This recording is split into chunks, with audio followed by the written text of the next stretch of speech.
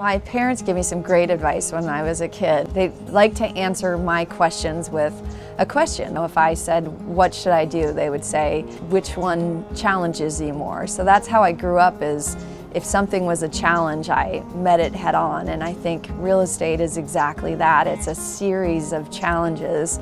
My goal is to make those challenges easier for my buyers or sellers. I'm Julie Gilbert, and I'm a realtor licensed in Oregon and Washington with Copper West Real Estate. I grew up in Idaho. It was a small town outside of Boise at the time. I ended up going to college outside of Seattle in Tacoma. My family got into wind and water sports in the gorge, and I followed them here.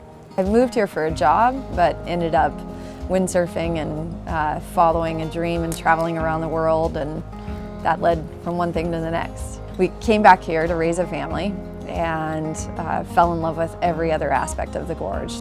I absolutely love to help people, and I enjoy people from all walks of life, and that's the exciting part of this job is I get to meet all kinds of people that I wouldn't necessarily meet otherwise, and get to help them figure out how to make their next move if they're selling or if they're buying, and that's what's exciting to me is helping people and getting to know them through the process.